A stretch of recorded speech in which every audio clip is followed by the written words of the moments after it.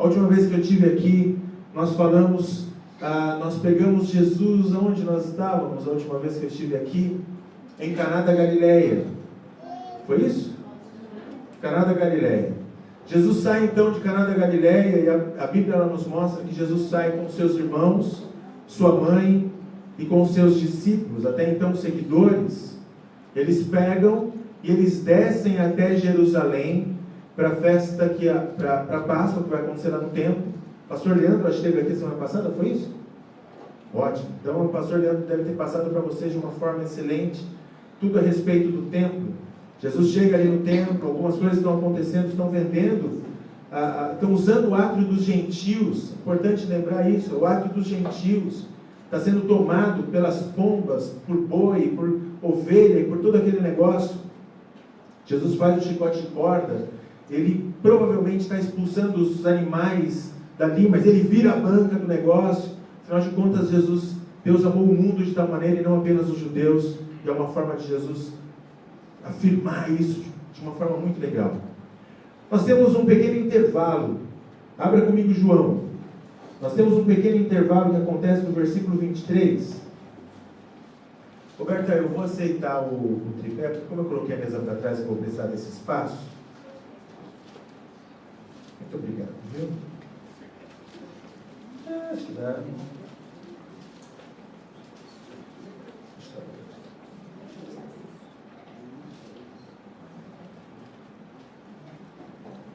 Nós temos um pequeno espaço aqui entre o que aconteceu no templo e a próxima coisa que vai acontecer.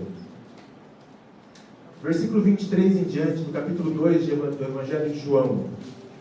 Versículo 23 em diante, do capítulo 2 do Evangelho de João. Já está marcando tempo aí que hoje eu não marquei. Hoje eu estou à sua mercê aí, hein? Lembrando que os avisos lá não contam na mensagem, hein, velho? Só depois que começou a mensagem. 23 de Evangelho de João diz assim a palavra de Deus: estando ele em Jerusalém durante a festa da Páscoa, muitos, vendo os sinais que ele fazia, creram no seu nome. Mas o próprio Jesus não confiava a eles, porque os conhecia todos, e não precisava de que alguém lhe desse testemunho a respeito do homem, porque ele mesmo sabia o que era a natureza humana. O que nós temos aqui, queridos, é um intervalo de tempo, porque a Bíblia diz que Jesus fazia sinais, e as pessoas creram em Jesus por causa dos sinais. Bom, nós lembramos que lá em Caná da Galileia foi o primeiro sinal que Jesus fez. João não fala de milagre, João fala de sinais, porque todo milagre de Jesus deve apontar para alguma coisa, né? Algumas vezes nós até queremos que Jesus faça um milagre na nossa vida por fazer, mas a Bíblia sempre nos mostra que todo milagre de Jesus aponta para algo. Se Deus tem um propósito, ele faz o milagre. Se não tem propósito, talvez o milagre não aconteça. Mas Jesus fez vários sinais, e muitas pessoas creram em Jesus. Entre essas pessoas que creram em Jesus, existia um homem chamado Nicodemos. Nicodemos foi um desses homens que creram em Jesus. Mas é interessante, queridos, o que Jesus explica para Nicodemos. E é importante que você, de alguma forma, olha, se você tiver uma caneta, anote, ou guarda na sua cabeça, assista de novo, depois marca.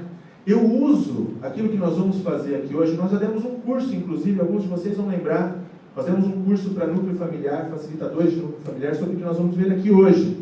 Mas eu uso aquilo que eu vou explicar para vocês hoje, quando eu faço o primeiro aconselhamento de pessoas que não são cristãs. É a melhor forma de explicar o que é se tornar um cristão. É aquilo que Jesus explica para Nicodemos. E eu quero que você preste atenção. Se você já for convertido, ótimo. Se você já nasceu de novo, ótimo. Apesar de que Nicodemos era um tremendo religioso, mas ele não tinha nascido de novo. Então talvez você esteja aqui e não nasceu de novo. Ótima oportunidade para você. Mas se você já nasceu de novo, preste atenção para que você use. Você vai poder usar isso. E com certeza Deus vai te dar a oportunidade para usar aquilo que você vai aprender aqui hoje com outras pessoas. Ok? Nicodemos, então, ele era um fariseu. Nós poderíamos chamar os fariseus de separados. Eles são pessoas que eles trabalham, eles prezam pela pureza espiritual. Eles são separados das outras coisas, eles prezam pela pureza espiritual. Se nós pudéssemos qualificar os fariseus hoje, são pessoas extremamente religiosas. No sentido religioso da palavra, não tem nada que vá contra essas pessoas. São perfeitos fariseus, eles prezam, eles lutam pela religião, mas por dentro deles estão vazios. Por dentro é um sepulcro vazio. São essas pessoas, os fariseus. A Bíblia diz, e a Bíblia nos mostra, quando nós começamos a ler aqui a respeito de Nicodemos, e agora no capítulo 3, vamos entender um pouquinho quem é esse homem.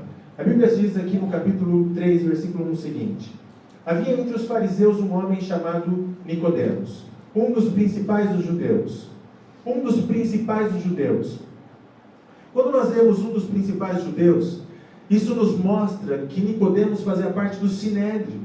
Sinédrio era a corte mais alta, aqueles que resolviam as coisas. Era a corte marcial daquele tempo. Apenas 70 homens faziam parte do Sinédrio. Eles são os homens importantes, eles são os homens que dão conselho para todo o povo, eles são as pessoas importantes. Isso nos mostra o quê? Nicodemos era muito religioso, Nicodemos era um homem poderoso, Nicodemos era um homem importante naquele tempo. E Nicodemos vai querer falar com Jesus. Versículo 2: este de noite foi ter com Jesus e lhe disse: Rabi, sabemos que és mestre vindo da parte de Deus, porque ninguém pode fazer estes sinais que tu fazes se Deus não estiver com ele. Outro ponto importante aqui que é bom notarmos a respeito de Nicodemos é que Nicodemos ele chama Jesus à noite. Algumas pessoas colocam, é porque Nicodemos representa as trevas. Não, é porque Nicodemos queria mais tempo para falar com Jesus. De dia tinha muita gente. Não, é que Nicodemos tem vergonha de falar com Jesus. Afinal de contas, chamar Jesus publicamente de dia seria um passo muito, muito grande para Nicodemos. Fica aqui um primeiro, não é o nosso assunto de hoje, mas um primeiro exemplo para a gente. Algumas vezes nós temos vergonha de chamar Jesus de dia. Algumas vezes nós só chamamos Jesus de noite. Eu repliquei no Facebook, tem muita porcaria lá, mas eu achei uma coisa muito legal. Que lá nos Estados Unidos, uma lanchonete deu um desconto para um grupo que antes de comer parou e fez uma oração. E aí na nota, eles tiraram uma foto da nota, estava lá, desconto por orar em público. Não é incrível? Porque as pessoas já não oram mais em público. Então provavelmente o dono que é cristão viu, dá um desconto, coloca aí, desconto por orar em público. Acho que foi 5%, 10%, não importa. Olha que legal, pode ser, até me questiono, será que se pregar em público ganha um almoço de graça? Eu vou lá, já com a minha Bíblia e tal. Mas olha que legal, muitas pessoas colocam Deus à noite. A noite é importante, a noite das suas vidas. Mas nós devemos expor Deus de dia, para todas as pessoas verem, nós somos cristãos e levamos Jesus em nosso peito. Jesus então vai responder para Nicodemos e ele vai dizer o seguinte, versículo 3: e aí respondeu Jesus: em verdade, quer dizer, isso é muito importante, é uma verdade duplamente colocada ali com uma importância de verdade. Em verdade te digo, se alguém não nascer de novo, não pode ver o reino de Deus. Se alguém não nascer de novo, não pode ver o reino de Deus. Essa é a primeira coisa que nós vemos Jesus falar para Nicodemos. Abra comigo Tessalonicenses. Marca aí, João, nós vamos voltar aí. Mas abra comigo Tessalonicenses. 1 Tessalonicenses, capítulo 5, versículo 23. 1 Tessalonicenses, capítulo 5, versículo 23. Olha o que diz. 1 Tessalonicenses 5,16. O mesmo Deus da paz vos santifique em tudo, o vosso espírito, alma e corpo sejam conservados íntegros e irrepreensíveis na vinda do nosso Senhor Jesus Cristo. O vosso espírito, alma e corpo. Nós acreditamos que o ser humano ele é composto, pelo menos na igreja bíblica nós acreditamos dessa forma, que o ser humano ele é composto de 3 elementos: alma, espírito e corpo. Eu preciso de 3 voluntários que venham aqui à frente. O Rod vai ser um deles. Já conversei com ele. Eu preciso de mais pode ser uma menina. Qual das meninas? Qual delas? Giovana? Que ótimo, você levantou a mão, pode vir. Não, é você mesmo. Giovana, vem pra cá. E eu preciso de mais um. Pode ser um homem, pode ser um filho. Isso, olha que ótimo, perfeito. Você vai ficar aqui no meio. A Giovana, por favor, desse lado aqui, Giovana. Isso, olha que perfeito. Ótimo. Perfeito.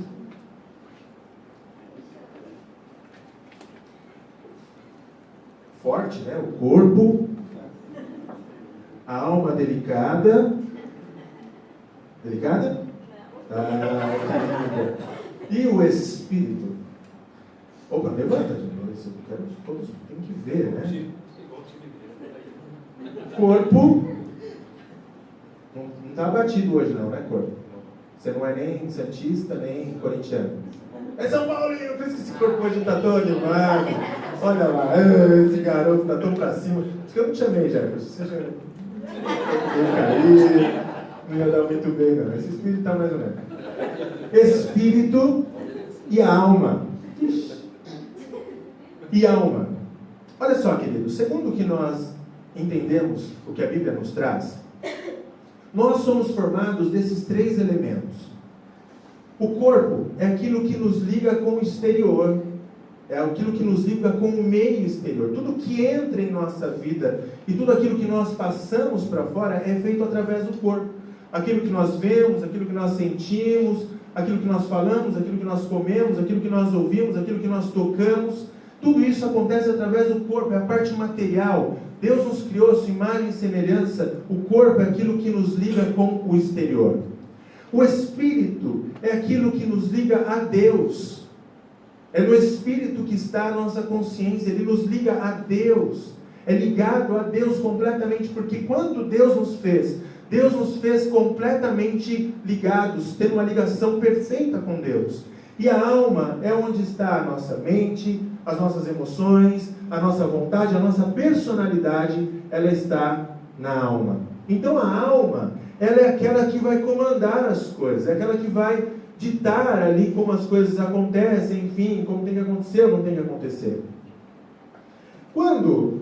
Se eu falar sem microfone, vocês me ouvem bem? Sim. Sim? Esse microfone vai me limitar muito hoje. Isso, gente, isso aqui, vocês vêm mais para o meio. Giovana aqui. Aqui e aqui. Segundo a palavra de Deus, lá em Gênesis, abra comigo Gênesis do capítulo 2.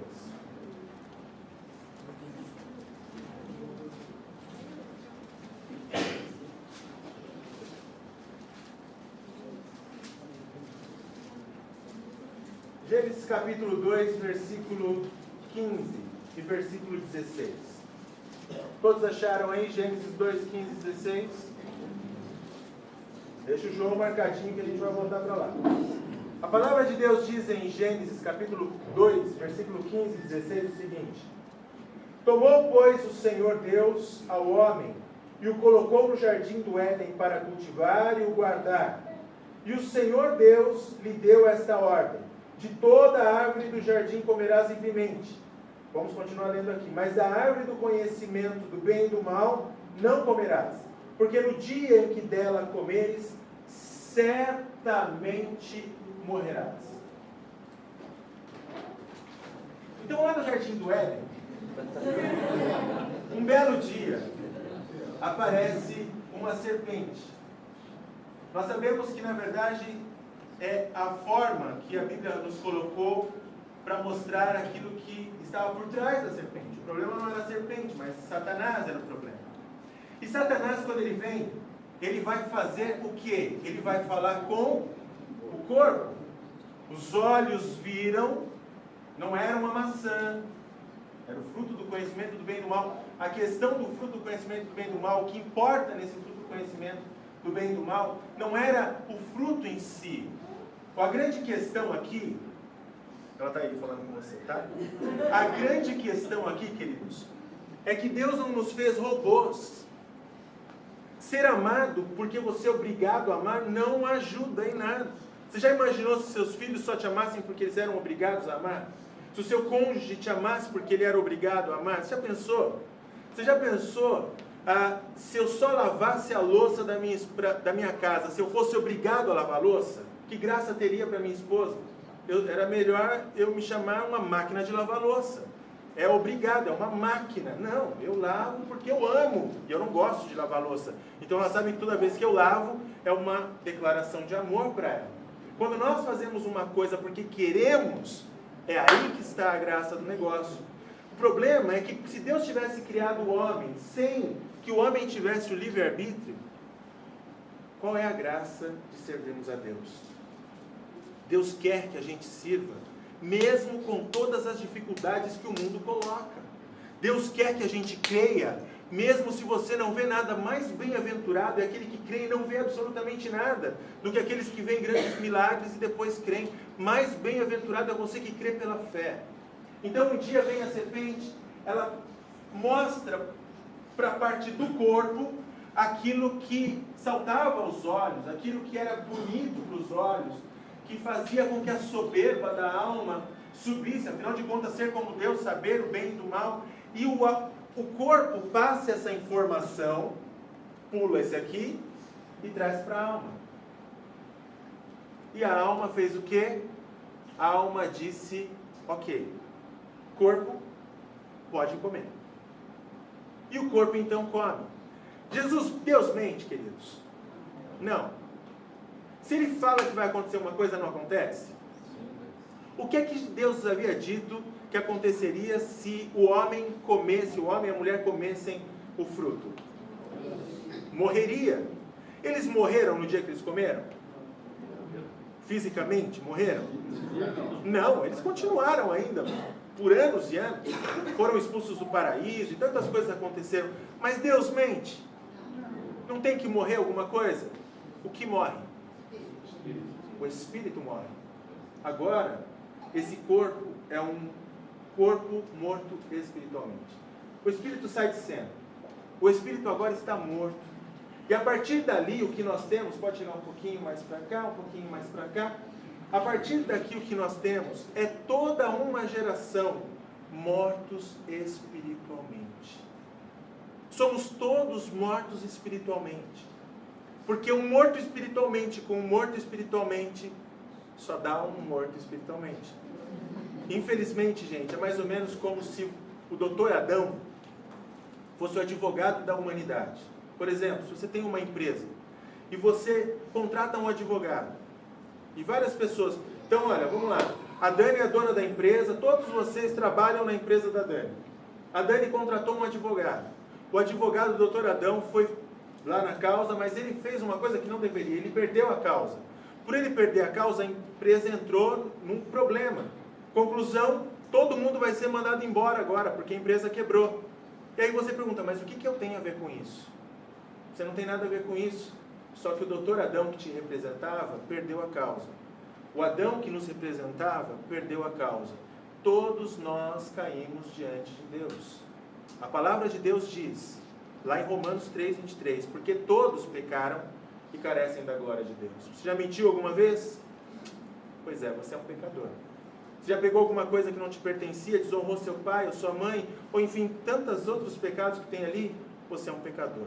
Você pode dizer, não, mas eu não peco tanto, eu peco menos. Não importa, gente. Se a gente comprar uma pizza e você comer azeitona, você também comeu a pizza. Ainda que o Leonardo coma 8 pedaços, você também comeu a pizza. Você também é um pecador. Diante de Deus, estamos todos mortos espiritualmente. A partir desse momento, o que nós temos aqui é um corpo completamente deturpado. A roda ficou quadrada.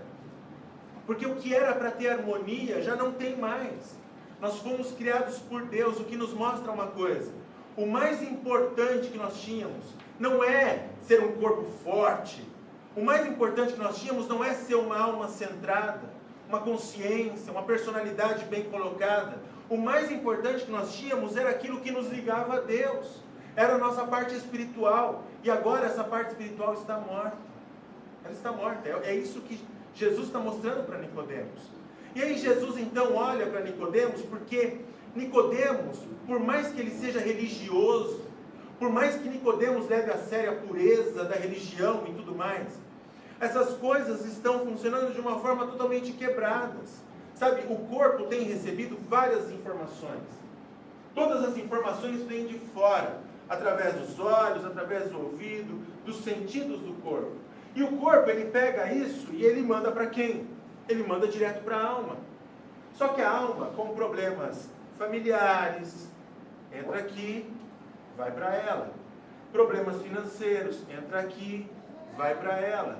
Problemas de saúde, entra aqui, vai para ela. E todos esses problemas vão entrando pelo corpo e vai entrando tudo aqui na mão dessa linda alma. E olha a cara dela, ela está ficando complicada, porque ela não sabe como lidar com tudo isso. Frustrações, medo, rejeição, pânico, doenças psicossomáticas, porque ela não sabe como lidar, ela manda tudo de volta para o corpo que sofre e padece. Muitas pessoas têm questão, por exemplo, de depressão por questões químicas, tem, mas se nós fôssemos pegar muitos casos de depressões, eles acontecem por quê? Porque entrou aqui, foi para a alma não sabe como lidar, o espírito está morto, a roda está quadrada, e quando sai detonando tudo que está perto e ao corpo. Algumas reações violentas, truculentas, que nós olhamos e não entendemos, mas se nós pudéssemos ver com um raio-x, o que está acontecendo, é uma alma completamente perdida nessa história, tentando controlar esse carro. Ela não pode, ela não consegue, ela não sabe como, porque ela não foi criada para isso. Mas ela está ali, caída, tentando fazer alguma coisa. E o corpo vai expressando todas essas confusões. Jesus olha então para Nicodemos e diz o seguinte: Nicodemos, você precisa nascer de novo, Nicodemos. Essa é a resposta para você. Não é a religião, não é ir na igreja todos os domingos, não é dar o seu dízimo, não é cantar as musiquinhas de direito, não é nada disso, Nicodemos, você precisa nascer de novo. E aí, vamos ver como o texto continua. Vamos voltar para João. Vocês estão bem aí? Então, os dois não tem cadeira não. Vamos continuar em pé. Versículo 4 em diante. Diz assim: perguntou-lhe Nicodemos, estou lá em João, Evangelho de João, capítulo 3, versículo 4. Perguntou-lhe Nicodemos: como pode um homem nascer sendo velho? Pode, porventura, voltar ao ventre materno e nascer a segunda vez? Normalmente, quando nós falamos em nascer de novo, algumas pessoas ficam em dúvida. Como assim nascer de novo? Eu vi uma cantora gospel dar um testemunho sobre nascer de novo, e ela disse alguma coisa do tipo: olha, irmãos, quando eu aceitei Jesus, Deus me deu uma visão, porque você tem que nascer de novo. Então assim, Deus me deu uma visão que eu entrava na barriga de Deus, e ali eu ia girando, eu ia sendo formada em Deus, e de repente eu nasci de Deus. Eu não sei o que a mulher tinha bebido antes de dar essa visão, mas é uma coisa completamente maluca que está fora da palavra de Deus, não tem nada a ver. Você não entra na barriga de novo, nada. É o mesmo questionamento de Nicodemos. Como assim nascer de novo? Eu entro de novo na barriga da minha mãe? O que acontece? E Jesus vai continuar explicando. E ele vai dizer o seguinte: respondeu Jesus: em verdade te digo, quem não nascer da água e do Espírito não pode entrar no reino de Deus. O que é nascido da carne é carne, e o que é nascido do Espírito é Espírito. Não te admires de eu te dizer: importai-vos nascer de novo. O vento sopra aonde quer, ouves a sua voz, mas não sabes de onde vem, nem para onde vai. Assim é todo o que é nascido do Espírito. Então lhe perguntou Nicodemos: como pode suceder isto? Acudiu Jesus: tu és mestre em Israel e não compreende essas coisas? Em verdade te digo que nós dizemos o que sabemos e testificamos o que temos visto. Contudo, não aceitais o nosso testemunho. Se tratando de coisas terrenas não me credes, como crereis se vos falar das celestiais? Ora, ninguém subiu ao céu, senão aquele que de lá desceu, a saber, o Filho do Homem, que está no céu. E do modo porque Moisés levantou a serpente no deserto, assim importa que o Filho do Homem seja levantado, para que todo aquele que nele crê tenha vida eterna. Jesus olha para Nicodemos e diz o seguinte: Nicodemos, se você não nascer de novo, você não pode ver o reino dos céus, o reino de Deus. Nicodemos, como um bom fariseu, ele aguardava o reino de Deus, o reino messiânico de Jesus. Ele não está falando do céu, ele está falando de quando Jesus vai vir, lá no milênio, reinar sobre Israel. E o que Jesus está dizendo é o seguinte: Nicodemos, se você não nascer de novo, você não vai ver o reino dos céus, o reino de Deus. Você precisa nascer de novo, porque... E não confunda as coisas, Nicodemos, não confunda as coisas. O que é nascido da carne é nascido da carne, mas você precisa nascer do Espírito. É mais ou menos como o vento. Você não vê, porque algumas vezes a gente espera ver o novo nascimento. Eu tenho que sentir alguma coisa no novo nascimento? Eu tenho que fazer alguma coisa no novo nascimento? Eu tenho que falar alguma coisa diferente no novo nascimento? Algumas pessoas acreditam que sim, que você só vai saber que nasceu de novo, que você foi salvo, que o Espírito Santo de Deus está dentro de você, se alguma coisa diferente acontecer. Mas Jesus está olhando e está dizendo assim: olha, é igual o vento, ninguém sabe se vem, se foi, se está. Nós temos que crer. Quando nós cremos em Jesus, nós nascemos de novo. E nesse ponto é muito importante, porque Jesus, ele olha lá para trás, quando Moisés, quando o povo desobedeceu a Deus, foi rebelde com Deus, e Deus mandou serpentes, e as serpentes mordiam as pessoas envenenadas morriam. Eles foram pedir para que Deus ajudasse, através de Moisés. Moisés pediu, e Deus falou o seguinte para Moisés: faça uma serpente de bronze, coloque essa serpente no alto de uma estaca, e todas as pessoas que forem mordidas, que estiverem envenenadas, quando elas olharem para a serpente, precisa crer que a serpente vai fazer alguma coisa, concorda? Se eu não acredito, eu não olho. Eu preciso crer para que eu vá até aquela haste e olhe para a serpente. Então, para todas as pessoas que acreditarem nisso e olharem para a serpente, vão ser curadas do veneno. Jesus está fazendo alusão ao que aconteceria a ele. Ele seria colocado no madeiro, para que todos aqueles que olhassem para ele, crendo que ele morreu pelos nossos pecados, receberiam a vida eterna, nasceriam de novo. Só isso. Quando nós olhamos para Deus, quando nós olhamos para o que Cristo fez por nós, toda essa confusão começa a se resolver. Porque quando você olha para Deus, você nasce de novo. Só tem um problema aqui, queridos. A alma passou a vida inteira, dá licença um pouquinho, a alma vem para o meio agora. Dá um chega para lá aqui no espírito, tipo, fica aí. Fica aí. O que acontece? A alma passou a vida inteira controlando esse barco, controlando esse carro, do jeito dela. Aqui está o nosso eu, aqui está o nosso natural, aqui está o nosso carnal, a nossa personalidade carnal, o nosso estilo carnal de controlar as coisas.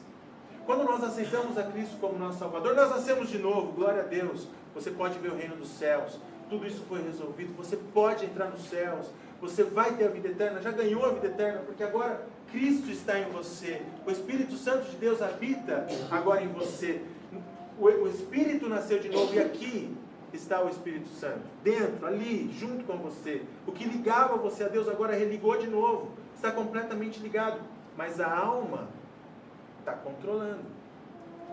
Vamos continuar lendo, versículo 16. Versículo muito conhecido, que a gente normalmente fala para todo mundo, diz assim: porque Deus amou o mundo de tal maneira, que deu o seu Filho unigênito, para que todo aquele que nele crê não pereça, mas tenha vida eterna. Porquanto Deus enviou o seu Filho ao mundo, não para que julgasse o mundo, mas para que o mundo fosse salvo por ele. Quem nele crê, não é julgado. E o que não crê está julgado, porque não crê no nome do unigênito Filho de Deus. O julgamento é este, que a luz veio para o mundo e os homens amaram mais as trevas do que a luz, porque as suas obras eram más. Até aqui está bom. Quando o homem nasce de novo, muitas vezes existe agora um conflito dentro de nós. E o conflito é por quê? Por causa da direção de tudo. O homem está dirigindo todas as coisas.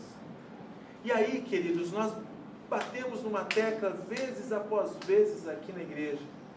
E é gostoso, eu gosto de ver, por exemplo, hoje eu vi a Roberta citar isso, não tenho certeza, acho que talvez a Gerlane também citou isso, que é deixar Cristo viver através da nossa vida, morrermos, permitirmos que Cristo viva através de nós. O que nós precisamos é entender o amor de Deus. Quando nós olhamos para João 3,16, nós vemos aquilo que Cristo fez, mas nós vemos uma coisa que deveria chamar mais a nossa atenção, que muitas vezes não chama, que é o quê? Porque Deus nos amou de que forma? Oi? Não, mas não é uma tal assim, é uma tal maior. Porque Deus nos amou... Não está bom ainda. Porque Deus nos amou de tal maneira que nós deveríamos servi-lo com a mesma tal maneira. Deus nos amou de tal maneira, a ponto de dar o seu Filho por nós, que nós deveríamos servir de tal maneira, a ponto de abrir mão das nossas vidas e deixar as coisas voltarem no estado que elas estavam. As coisas ainda estão embaralhadas aqui. As coisas ainda estão difíceis aqui. Mas quando o Espírito está no lugar certo, o Espírito se encarrega, queridos, de colocar as coisas em ordem. Coloca as coisas em ordem. O Espírito, isso. Quando nós permitimos que o Espírito faça o papel dele, quando nós permitimos que o Espírito, Deus, o Espírito Santo de Deus, através de nós, tome conta e controle, entre na direção das nossas vidas, o Espírito começa a colocar as coisas em ordem. A alma machucada, cansada, a alma destroçada, a alma bagunçada, com todos os medos, todos os complexos de inferioridade, rejeição e todas aquelas coisas, começa a ser tratada pelo Espírito. O corpo começa a expressar coisas diferentes do que ele expressava. Já não são mais aquelas coisas, sabe, difíceis. As doenças psicossomáticas começam a ser tratadas. Por quê? Porque você nasceu de novo. E você amou e serviu de tal maneira que você sai da frente para que Jesus reine em sua vida.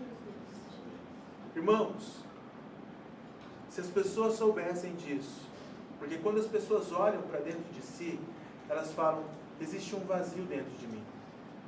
E esse vazio existe porque o Espírito está morto. Nós só precisávamos explicar isso para eles. As pessoas olham e falam, mas existe uma confusão, eu não sei como lidar. É claro, a roda está quadrada. Eles precisam entender esse processo.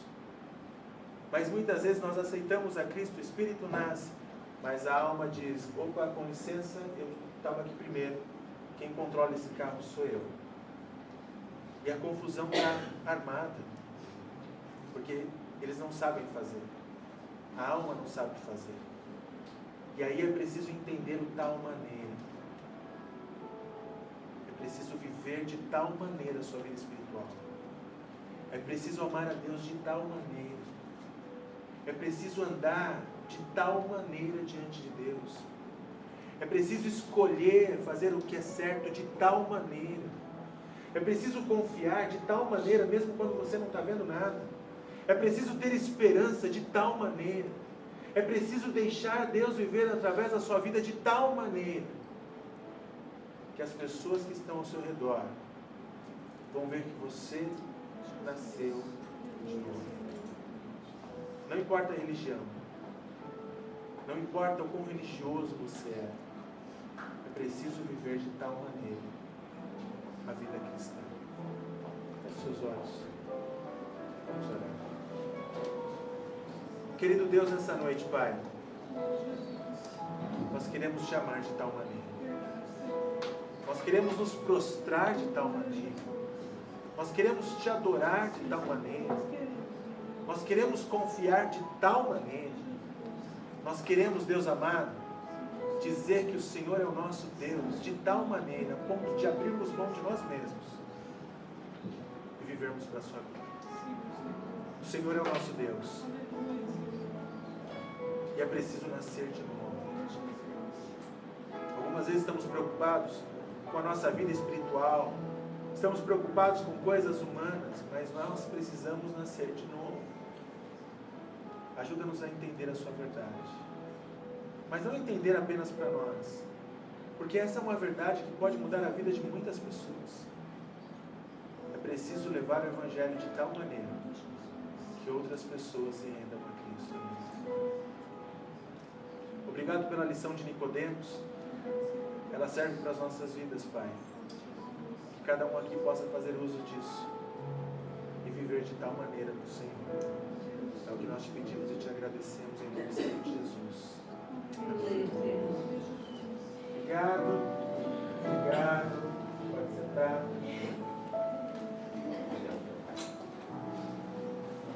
Irmãos,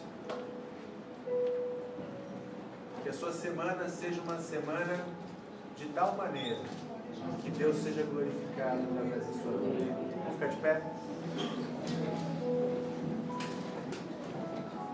Nós vamos encerrar cantando uma canção e que você possa viver dia a dia esse Evangelho, dia a dia você possa crescer e cada dia mais tirar a sua alma da liderança do negócio e permitir que Cristo controle a sua vida. Que o amor de Deus Pai, a graça do nosso Senhor Jesus Cristo, as doces consolações e o encorajamento do Espírito Santo de Deus possa estar com você não apenas hoje, mas para todo sempre. Deus abençoe cada um de vocês. Amém.